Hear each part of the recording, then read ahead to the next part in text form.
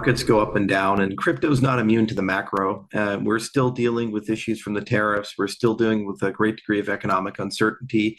Just this year was a little lackluster, but overall, I'm still very optimistic in the next 12 months. I think we'll clear most of this downside the next 2 quarters, and we'll be back up to $250,000 Bitcoin by the end of 2026. Okay, so 2 quarters you think it's going to take. But the reality, if you look at some of the technicals here, the many watchers are saying, look, if you look at the time that has taken since the last halving event of Bitcoin that occurred April 2024, this is typically what you see 400 to 600 days after. So more of a technical factor here. But I would say this time is a little bit different in the sense that we've had a whole bunch of ETFs that have been launched. Institutionals have come into this space. We've got an administration in the United States that is crypto friendly. Does that make a difference to any downscale that we could see here that typically could last a lot longer if it were not those factors in the backdrop?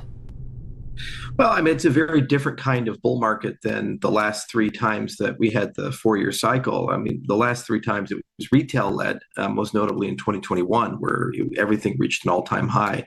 But this time around, you have BlackRock and Goldman Sachs and Morgan Stanley and the U.S. government, all others coming in. And really, there's a big transition where a lot of assets that are in the crypto space are real world assets. I mean, if you take a look at the growth of verticals like stable coins, for example, we're over 250 billion issued, and it's going to be over $1 trillion by 2030. And it's kind of a soft dollarization of the developing world. And there's a lot of estimates that by 2030 to 2035, there's going to be about $10 trillion worth of equities and other assets, traditional assets in the cryptocurrency space. Coming at this as a layman, I understand very little about crypto. But one thing I'll take on faith that, it's going to go back up to 250,000. I personally haven't got a clue. But do we need 18,000 different types of coin?